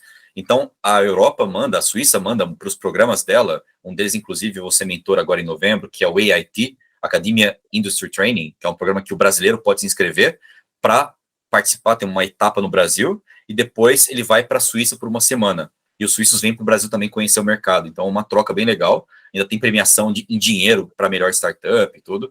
Isso é bacana. Então, muita startup suíça na área de saúde é indicada a vir para o Brasil conhecer o ecossistema daqui, conhecer a estrutura brasileira. Porque vocês viram na época da vacina, né? A Pfizer queria fazer os testes aqui porque o Brasil tem estrutura vacinal, infraestrutura vacinal e uma cultura de vacinação.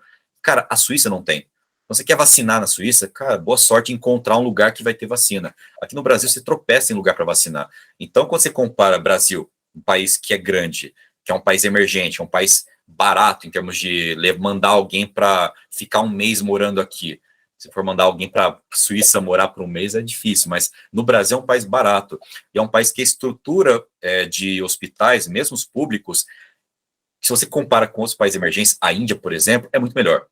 Então, a Suíça costuma indicar o Brasil para startups suíças na área de health tech, ou seja, aplicativos e produtos nessa área digital mesmo, para oferecer serviços melhores de saúde, etc. É uma área complicada, porque saúde é uma área cheia de burocracia e entrave, mas é uma área interessante. MedTech, que são, inclusive, tem um brasileiro na Suíça fazendo um Viagra eletrônico, ou seja, um estimulador de ereção, que é um sensor que ele coloca ali para estimular a ereção. Então, é um brasileiro lá fora, formado em farmácia, que foi para a Suíça e criou uma startup nessa área de saúde. É um estimulador de ereção eletrônico.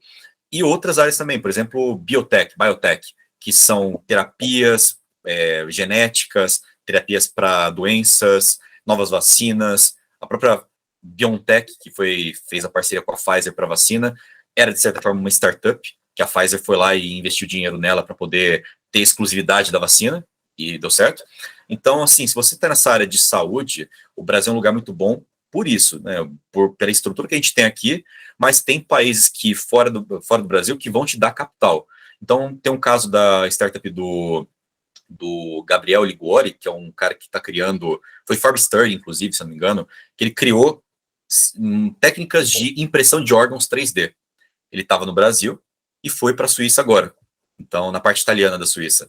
Então, assim, ele estava no Brasil, ele foi para fora para poder conseguir capital, porque lá fora conseguir capital numa pesquisa early stage, né, que está embrionária ainda, é muito mais fácil do que aqui, que você tem que comprovar que tem venda, que tem lucro, que tem não sei o quê, que o investidor brasileiro quer mais garantia, que o Brasil já é um país com muito risco, e você pode, isso é uma dica para quem está com medo de, eu não quero sair do Brasil porque eu gosto do meu país, eu não quero abandonar o meu país. Cara, você pode ir para fora do Brasil, conseguir dinheiro fora, e depois você volta para cá com um produto pronto, sabe? Você não tem que sofrer aqui para conseguir dinheiro. Faz uma coisa legal aqui, leva para fora, capta dinheiro lá fora, abre uma empresa lá fora, e depois você traz o produto para cá, sabe? Você não tem que ficar limitado a um lugar só. Isso é uma coisa bacana. Então não ficar sofrendo por estar aqui. E eu acho que isso é uma área que a pessoa que está em saúde pode olhar com muito carinho, porque a Suíça, a Alemanha, esse país ali, são muito fortes na área de saúde. E aí um outro ponto, o último ponto, que é o país que eu não tinha falado, que é o Emirados Árabes, Dubai especificamente. Dubai tem um programa de aceleração, que inclusive uma startup que eu mentorei, num programa que eu estava, ela foi selecionada, que eles pegam empresas do mundo inteiro, inclusive América Latina, Brasil, para levar para lá, não lembro, não sei se foi presencial, acho que foi remoto, mas assim, pegar essa empresa, acelerar ela e falar, olha, se você conseguir investimento, a gente vai lá e tenta conseguir investimento para você e tudo, tenta aportar dinheiro para a startup por uma participação, mas eles estão muito interessados em startups porque Dubai tem muito dinheiro e não tem startup. Então, se você tem uma startup e você está buscando investimento, Dubai é um lugar legal porque os caras estão buscando empresa para investir, não tem startup em Dubai. E a área de saúde é muito interessante para quem está buscando algum lugar que seja menos burocrático para conseguir prontuário, por exemplo. Há uma startup na área de terapia genética que eu tenho que ter o prontuário do paciente. No Brasil é difícil. Na Europa é quase impossível, porque tem lei de proteção de dados, os caras não querem liberar prontuário. Dubai é assim, beleza, quer fazer uma parceria? Pronto, tá aqui, você tem acesso ao prontuário. Para ter acesso à saúde dos pacientes, para saber como é que eles estão, para saber se o teu remédio, o teu produto está funcionando ou não. Então, se você está apanhando para conseguir acesso a dados no Brasil ou na Europa, Dubai é um lugar legal porque você vai conseguir prontuário mais fácil e dinheiro abundante. Então, acho que muitas vezes sai um pouco da caixa de pensar Europa e Estados Unidos e talvez olhar, pô, agora o que eu preciso é dinheiro, vamos para Dubai. Depois, se eu quiser abrir empresa na Alemanha com o dinheiro que eu conseguir, beleza, mas uma coisa de cada vez. Não, legal. Agora a gente cobriu basicamente opções em praticamente todos os continentes, né? Américas, Ásia, Oriente Médio ali, que ainda é Ásia, mas não é Ásia igual o Japão, é Ásia, e Europa, né? Só, né? África, eu não sei se tem algum país que faria muito sentido para os brasileiros. Tá ficando forte a África do Sul. Eu estive na África do Sul também. Eles têm um incentivo muito grande, mas assim, você tem que estar na África do Sul, você não pode pegar o dinheiro de lá e ir para outro lugar. Se você quiser abrir empresa na África do Sul, o governo tem alguns programas ali para atrair capital. Nigéria também está atraindo cada vez mais capital, pelo tamanho que ela é e a importância econômica dela na África. Então, assim, além do fato de você vai ter muita mão de obra da África inteira. Então, se você está na África do Sul, você tem gente da África inteira querendo trabalhar ali para poder, na área de pesquisa também. Você tem desde o Uber até gente com PhD que veio, sei lá, do Congo, de Uganda, que foi para a África do Sul para ter uma vida melhor, para ter bolsa, para ter oportunidade. Então, se você está querendo um lugar que tem alguma área específica que você faz, no meu caso foi agro, e a África do Sul é muito boa nessa área de agro também, alimentação e vinhos, né? Então, se você está numa área dessas, começar a olhar para alguns países na África também seja interessante, porque eles têm programas para atrair pessoas para lá. E aí seja talvez um lugar que você vai abrir empresa na África do Sul, os caras vão te dar um dinheiro inicial para você começar a sua empresa ali, com a intenção de que você fique mais tempo ali e gere empregos e devolva aquilo que eles te deram, né, que foi o capital inicial. Então, acho que sim, eu estive na África e gostei bastante. Boa. Vale mencionar, né, para quem não tem muita ideia da Nigéria, Nigéria é o quê? Entre os top 10 países mais populosos do mundo, talvez até os top 5 agora, não lembro, mas assim, país que tem na casa de quase 100 milhões de habitantes, agora não sei de cabeça, mas assim, é um país gigante em termos de habitantes, né, então tem bastante movimento ocorrendo lá. Eu lembro de ter conversado também, assim, o pessoal lá na Ruanda está trazendo bastante investimento, tá? A primeira fábrica de carros autônomos da África é em Ruanda, né, lá na Zona Franca de Kigali. Eles têm a primeira uma universidade europeia também de altíssima qualidade lá em Ruanda, Carnegie Mellon África, o campus lá é em Ruanda. Tem, acho que, se não me engano, a primeira fábrica de vacina da África também estava sendo em Ruanda. Então, Kigali, especialmente, capital de Ruanda, é um país que tem uma história aí triste nos últimos 20 anos e tal, teve um genocídio, o país estava completamente arrasado, mas eles estão se reconstruindo numa velocidade incrível, né? Atualmente estão como top 5 países mais economicamente livres da África, inclusive. Não tem também algumas ondas econômicas especiais para, por exemplo, maconha? Tem muita empresa canadense usando para pesquisa? Isso é em Lesoto. Lesoto, porque a África do Sul liberou a maconha, e aí em Lesoto não liberaram maconha, mas liberaram dentro das zonas econômicas especiais para as empresas produzirem para o mercado sul-africano, né? Então, legal. Isso é interessante. Trouxeram empresas aí canadenses de né, maconha e produtos relacionados à maconha medicinal também. Então, fica Inclusive, aí. tem um livro muito bom, quem tiver interesse, que eu li, que me deram quando eu estava na África, que chama Africa is Open for Business, do Victor Kumoeswana, não sei como é que pronuncia, mas é um livro que fala sobre vários casos de empreendedorismo e negócios na África. Então, a mudança dos últimos, se chama, o subnome lá é 10 Years of Game Changing Headlines. Então, é uma tentativa de mostrar que tem várias oportunidades na África como continente geral. De fato, um lugar que está se abrindo cada vez mais para negócios. É a última grande fronteira, né? Os mercados Exato. estão crescendo a população absurdamente e estão trazendo ano após ano mais e mais gente para a classe média, né? Então, por enquanto, tem muitos países ali que são muito pobres, mas que estão crescendo a taxas ridículas, né? Costa do Marfim, Zâmbia, Botsuana, tem vários países ali que estão crescendo ano após ano. Então, são mercados interessantes.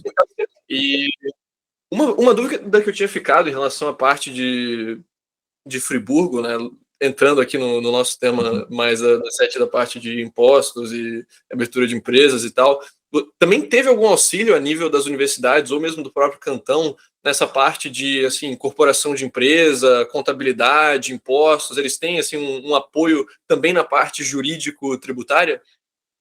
Eles têm um escritório, que é, na verdade, uma das origens desses programas que eu falei agora há pouco, de mandar o pessoal para fora, é o IFJ, que é um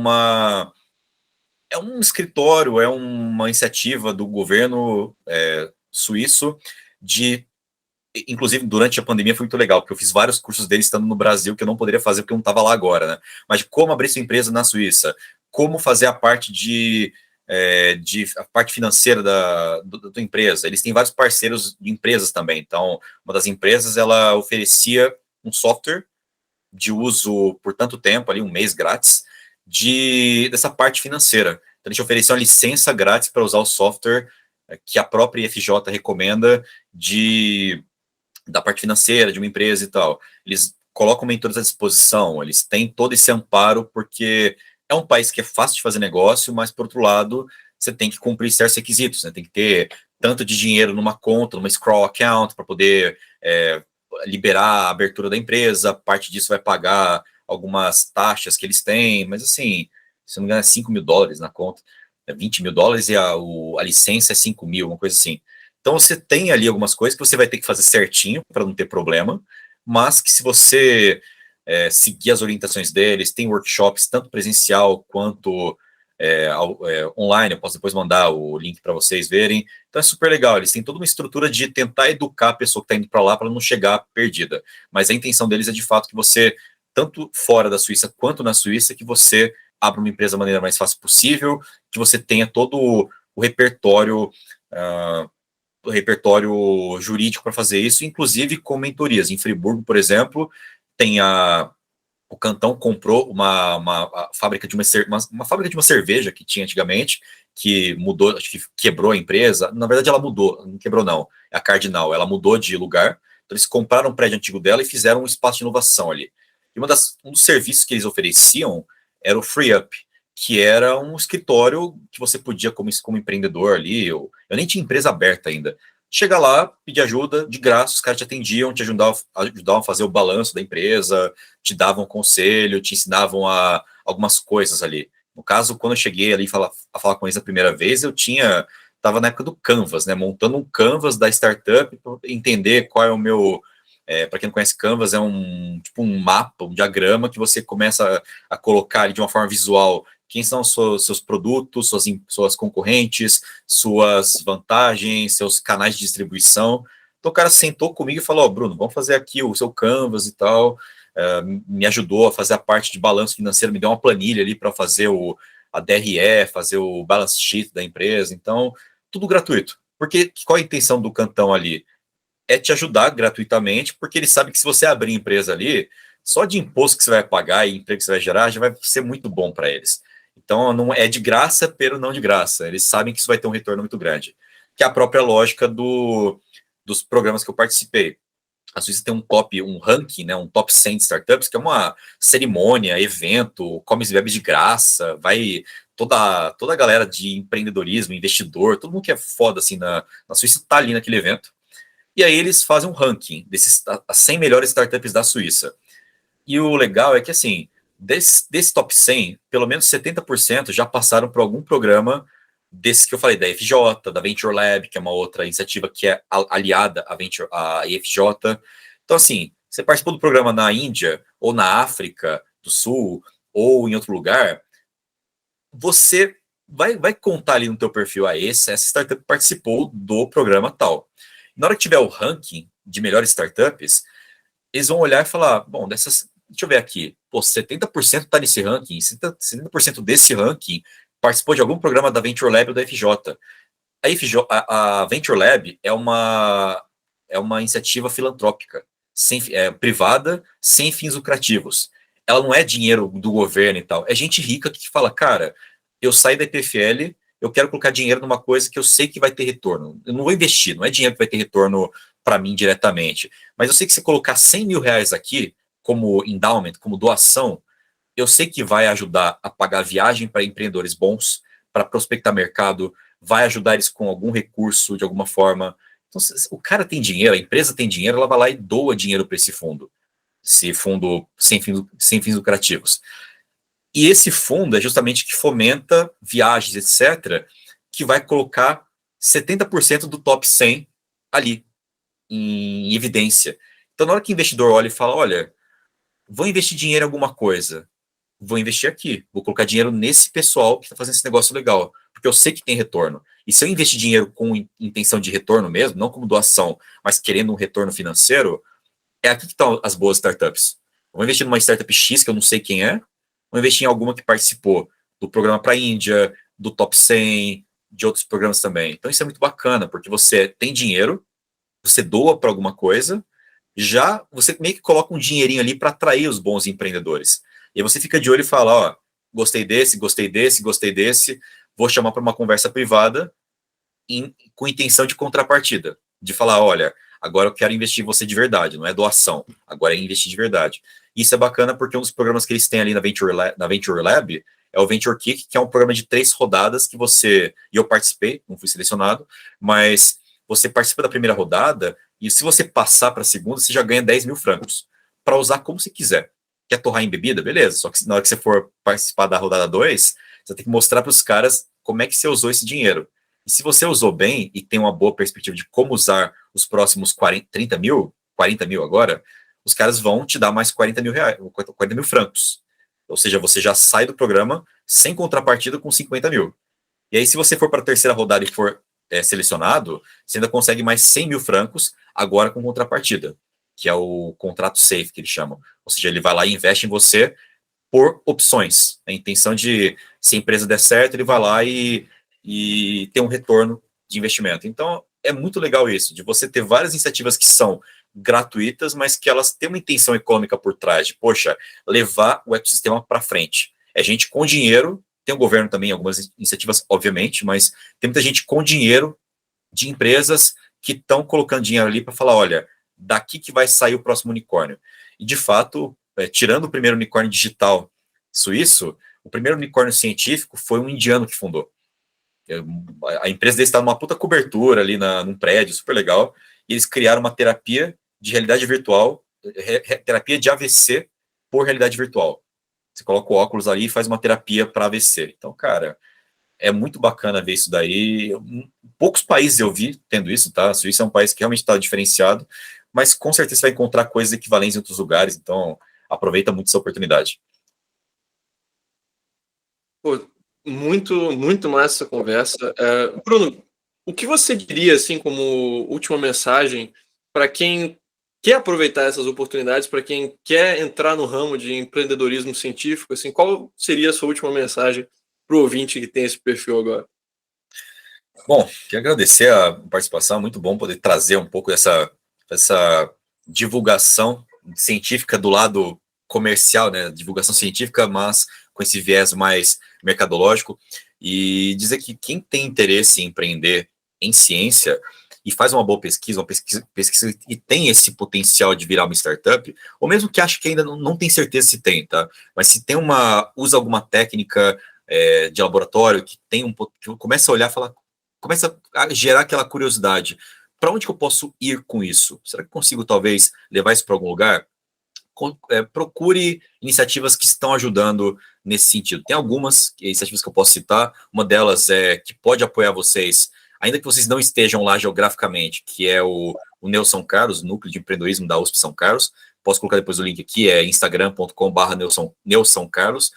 É um pessoal que está fazendo um programa de aceleração para startups de São Carlos, mas já tem interesse de gente de fora de São Carlos querendo participar, porque é um programa único em termos de você chega com uma ideia, você aprende a validar o seu mercado, entender quem é o seu cliente, até o final que você aprende a negociar com o investidor, negociar contrato com o investidor. É uma coisa raríssima, não tem nada parecido no Brasil, e estão fazendo lá, é super legal esse projeto. Mas tem outras iniciativas também. O Sebrae, em São Paulo, está com o Sebrae for Startups, que tem alguns programas de levar cientistas que querem começar a empreender. Tem vários programas deles ali para quem quer começar a empreender, ter uma ideia de por onde começar. Desde o comecinho ali, de, poxa, quero começar a fazer uma pesquisa, virar uma startup, não sei como. Tem programas que estão apoiando nisso. E aí... E pesquise muito, pesquise tanto no Brasil quanto fora do Brasil, não tenha medo de sair do Brasil por nenhum motivo. Já vi gente falando, olha, mas eu quero devolver para a sociedade aquilo que ela investiu em mim. Perfeito, a melhor maneira de fazer isso é abrir uma empresa, sabe? Uma professora que eu conheci que ela tinha um filtro de água super legal poxa, imagina um filtro de água mais barato que pode melhorar a vida de gente no Norte, Nordeste, outros lugares sem água, fora do Brasil também. Se você tem a intenção de levar a sua startup para ajudar pessoas, a melhor maneira é você fazer a sua pesquisa, ajudar pessoas, a melhor maneira é você criar uma startup, parte dela o lucro dela você vai reinvestir, porque uma startup pega o lucro dela, o dinheiro que ela ganha, o faturamento e reinveste nela mesma, mas você pode criar talvez uma iniciativa social para parte do teu lucro virar, por exemplo, filtros de água gratuitos para pessoas. Pronto. Isso é muito bacana, você pode criar um negócio social, você vai ser uma empresa lucrativa, mas você vai ter mais intenção em pegar esse lucro e ajudar pessoas do que devolver para o teu salário, teu prolabore. Isso é bacana. Então, comece a olhar por outras maneiras de impactar o mundo e comece a buscar referência também, acho que isso é muito importante. Busque referências de outras pessoas que são cientistas e que também pegaram a pesquisa delas e levaram para o mercado. Isso é uma coisa que a gente pode ajudar tanto no Neo São Carlos, quanto eu pessoalmente. Então, eu posso até compartilhar aqui, depois vou colocar o link, mas a gente está criando uma comunidade agora de pessoas que têm interesse em startups e que querem levar isso para fora do Brasil. E como encontrar qual é o melhor mercado, qual pessoa pode me ajudar. Uma comunidade de pessoas que estão se ajudando. Porque eu, por exemplo, conheço Suíça, Alemanha, etc. Japão, por exemplo, não sei nada. Se eu quiser ir para Portugal, também não sei. Então, saber, poxa, para onde que eu posso ir? Quem pode me ajudar? A gente está criando uma comunidade chamada Drink Global, esse Drink Global virou um jargão que a gente fez ali de, poxa, pense localmente e beba globalmente. Eu bebi muito fora do Brasil, com tudo pago pelo pessoal ali, mas mais do que beber álcool e comer bem fora do Brasil, pago por programas, como eu te falei agora, de investidores que têm esse interesse financeiro em mim, não é doação, eles querem que eu dê certo, e parte disso é networking, né? Mas é você beber desse conhecimento que você tem fora do Brasil. Então, esse é o jargão ali, Drink Global, é você tentar olhar para outros lugares e beber aquilo que eles têm de melhor. Talvez trazer para o Brasil, talvez você ir para fora do Brasil, mas nunca perca esse viés globalizante, de você querer conhecer outras culturas, conhecer o que outras pessoas fizeram, que deu certo lá fora, porque quando você volta para o Brasil, você começa a pensar, cara, esse problema aqui na minha frente, por exemplo, como que eu posso fomentar a ciência no Brasil? Na hora que você passa um ano na Suíça e volta para cá, você fala, cara, como é que ninguém pensou nisso antes? E aí você começa a ver a burocracia por trás, mas a primeira coisa que você tem que fazer é ter uma ideia e começar a martelar ela no lugar que você está. Foi o que eu fiz, de falar, galera, a gente precisa fazer o cientista começar a empreender. Então a gente foi lá e trouxe essa ideia. No começo a galera começou a torcer o nariz, como assim cientista empreender?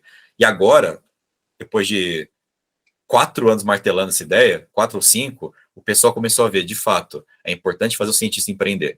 Então, se você tem uma pesquisa legal, se você tem esse interesse em impactar o mundo, comece a pensar como é que uma startup científica pode, de fato, gerar isso daí, para que você não espere um governo ou uma determinada política fazer isso por você. E o que eu puder ajudar, estou aqui. pode me procurar no LinkedIn, que é Bruno Azevedo, ou /Bras41, 41 é o código da Suíça, e aí vão ficar à vontade, vão conversar, criar uma comunidade forte para ajudar cada vez mais brasileiros a tentarem impactar a ciência nacional, impactarem o Brasil por meio de coisas que a gente já faz muito bem. O Brasil é muito forte em pesquisa, só falta agora encontrar o canal para levar isso para impactar a vida de pessoas de verdade. Perfeito. Então, o link para o LinkedIn do Bruno e também com as informações do grupo científico Dream Global vão estar aqui na descrição do podcast. Se você está escutando, seja no Spotify ou no nosso canal no YouTube, vai estar ali para você clicar e saber mais e também entrar em contato com o Bruno. Perfeito. Bruno, muito prazer ter você aqui para essa conversa. Cara, acho que foi uma das conversas mais informativas, assim, a nível de conhecimento geral que tu tem de todos esses temas relacionados ao empreendedorismo e ciência. É um negócio impressionante. E, cara, novamente, assim, muito obrigado por ter aceito o convite. Foi realmente baita conversa. Obrigado, fico à disposição. Vai ser muito bom estar com você de novo da próxima vez. Beleza, a gente se vê na próxima, então. Um abração. Tchau, tchau. Beleza, abraço.